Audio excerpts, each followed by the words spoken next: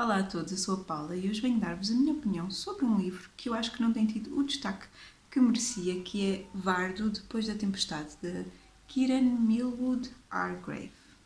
Este livro chegou-me às mãos como uma recomendação de uma pessoa que já descobriu que eu tenho o canal, por isso deve estar a ver este vídeo, possivelmente.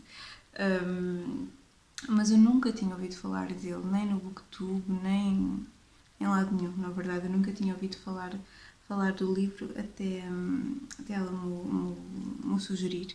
E a história pareceu-me interessante e acho que ainda fiquei mais agradavelmente surpreendida quando li. Pela sinopse estava à espera de gostar, mas acho que gostei ainda mais do que poderia supor à partida de um livro, lá está, que nunca tinha ouvido falar antes. Pois é, quanto a mim este livro não teve o destaque que talvez mereça, ou que eu acho que merece, porque eu nunca ouvi falar nele até me terem sugerido. Digam-me se vocês já se cruzaram com este livro, se já o leram, se já alguém vos falou nele, se já o viram por aí. Eu realmente desconhecia-o completamente até me terem sugerido há pouco tempo atrás.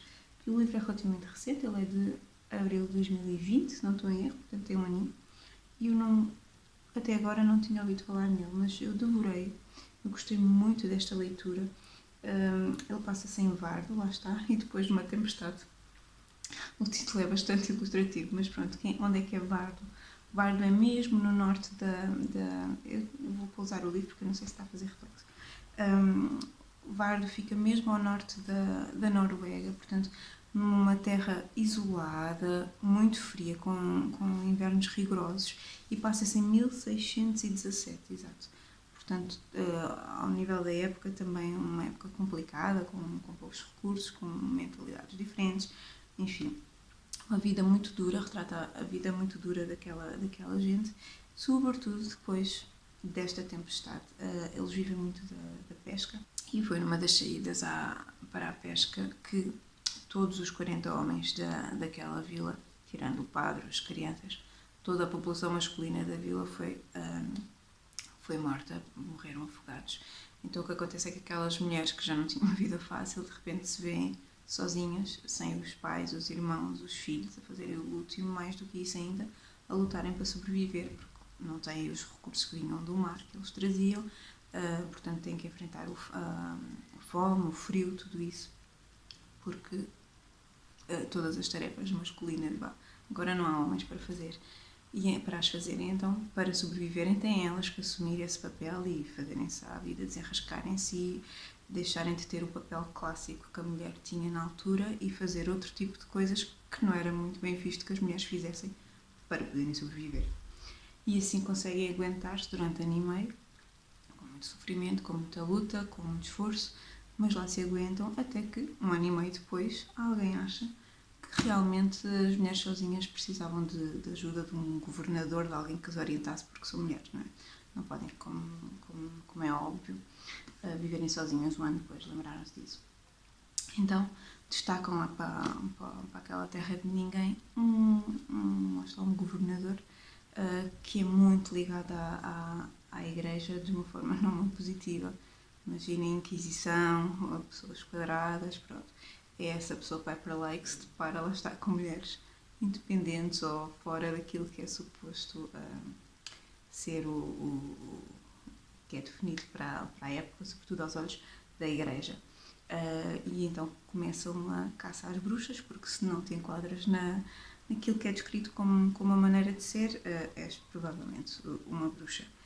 Eu acho que esta história da caça às bruxas é muito importante, obviamente, no livro, é o fio condutor do livro e é onde o livro culmina, mas ainda assim eu acho que tem um papel secundário, não sei se é a melhor palavra. O que eu quero dizer é que não é tanta a ação e a caça às bruxas e um livro assim com muita ação, não acho que seja. É um livro relativamente lento, eu acho, e muito mais centrado, mais do que nesta ação, mais do que na caça às bruxas em si, nas personagens. É muito sobre a construção das personagens, sobre como é que aquelas personagens sobrevivem, como é que elas se relacionam, como é que elas são imperfeitas, os pensamentos que elas têm, as ações que elas têm em função das suas crenças, e acho que vive muito mais desta construção do ambiente, de descrever como é que se vivia na altura, como é que se cozinhava, como é que se protegia do frio.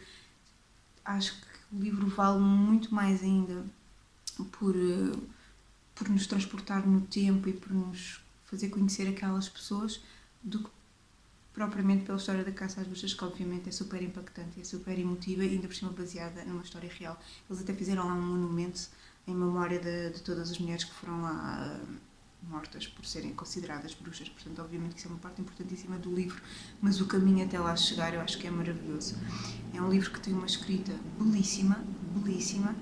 Ele não é que tenha... Desculpa então, como vai a passar, vais-se ouvir. Não é que tenha muitos floreados, não acho que seja... Não é isso. Ele é bastante...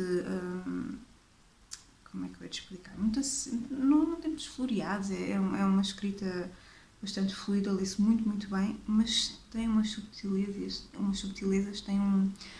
É muito bonito, a narrativa é muito bonita, a forma de escrever é muito bonita. Eu vou-vos ler aqui um trecho que logo do início do livro, que eu marquei para vos mostrar isto que eu quero dizer. O livro, durante todo o livro, o mar obviamente tem um papel muito importante, porque tem aquela ambivalência de dar alimento, de dar a vida e de tirar a vida, não é? E o mar é quase uma outra personagem tão importante como as outras.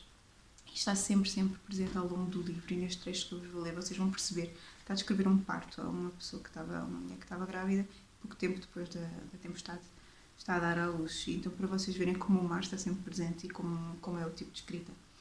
Então diz assim: Maren sente-se envolta em névoa marítima. Dina agarra-se a ela como se esta fosse uma âncora, a segurá-la com firmeza contra as ondas de dor. Maren encosta os lábios à testa dela, sentindo-lhe sabor a sal. A transpiração, né, que está enquanto está a ter a criança. Portanto, estão a ver, mesmo na descrição de um parto ou de outra coisa, isto vai acontecendo recorrentemente ao longo do livro, todo o vocabulário que é utilizado para descrever tem muito o mar como área de vocabulário, como pano de fundo. Por isso, torna a escrita muito, muito, muito rica. Eu adorei, eu recomendo. Se gostam de romances históricos, de histórias baseadas em factos reais, se gostam de viajar no tempo, de conhecer outros costumes, outras épocas, se têm interesse neste tema da igreja e de como estas perseguições eram feitas, é um livro que vale muito a pena, como vos digo, que acho que tem sido muito pouco falado para um livro tão bom que é. Desejo-vos boas leituras, espero que lhe deem uma oportunidade e vemos no